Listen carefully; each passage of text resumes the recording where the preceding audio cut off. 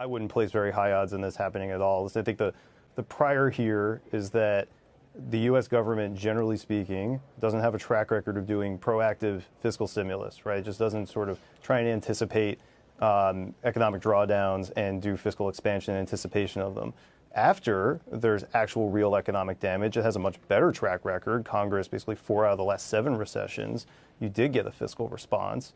But the difference is you kind of have to have that real economic impact first. Members of Congress have to be hearing it from their constituents, not necessarily from the markets. Just to jump in here, look, all recessions are different. What we're talking about right now is not necessarily a business cycle problem. It's literally coronavirus. You can bet every congressman is hearing from their constituents, well, what the heck am I supposed to do to stay safe?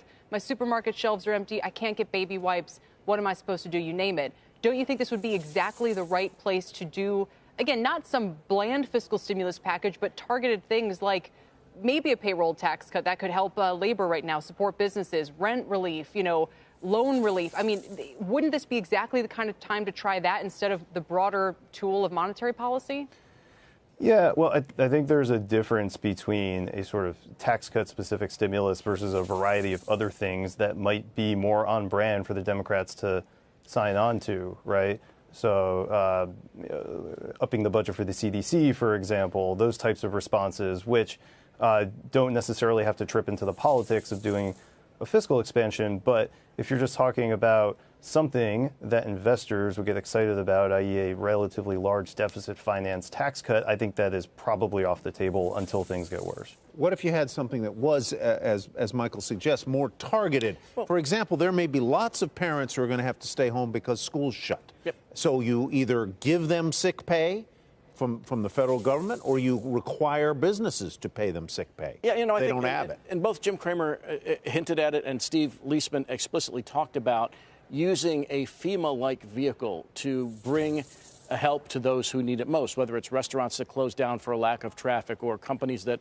see a shortfall in revenue because airlines are not at capacity, or small businesses, even more importantly, can't have their employees come in. When, after the Northridge earthquake, my family lived there at the time.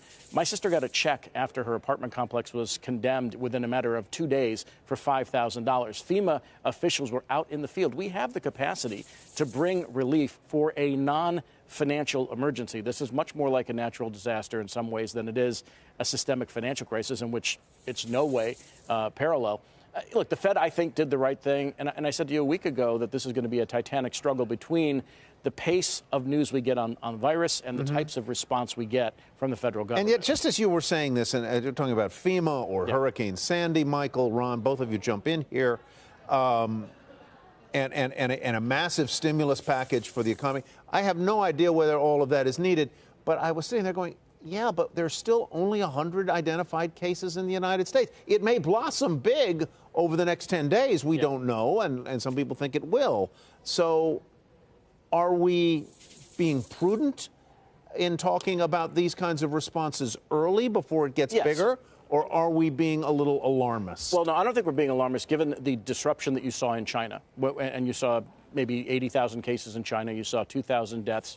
And you saw a complete halt in production and disruptions in the supply chain.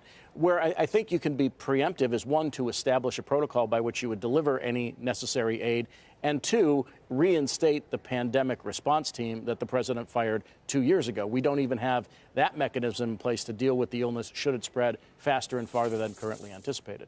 Same thing to you, Michael. Again, what are some measures that could kind of keep people from overreacting, kind of worsening the economy? And do you think the Fed did the right thing today? And if they did, then why the market reaction?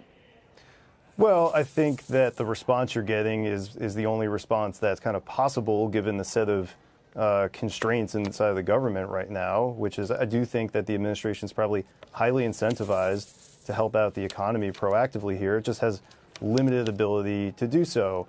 A tax cut obviously requires cooperation from the Democrats. As I mentioned earlier, I don't think that's possible until things actually get worse. And then even it would probably have to be paired with some other things the Democrats would like. Then what are the things that the administration could do proactively? There's relatively limited set of things inside the executive branch's purview. Obviously, trying to sort of publicly persuade the Fed to act was obviously what the president was up to this weekend. Right. And that's what you got. And so I think from a market's perspective, we are supposed to be thinking about, if and when there will be a fiscal response.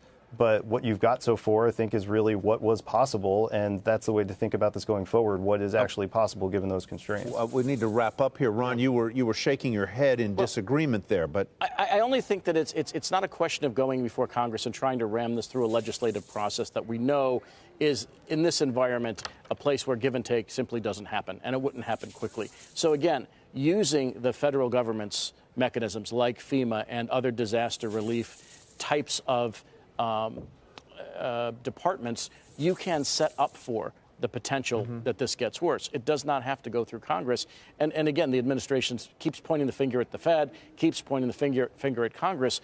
We have mechanisms in place to deal with things like this, and they're not currently being used. Let me just conclude by asking both of you the following question. Michael, you go first. Has your employer put in place any travel restrictions for your teams, either internationally or nationally?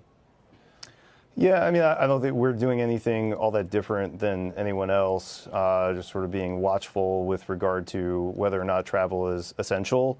It's always possible that could change, but for the moment, it's just sort of being cautious.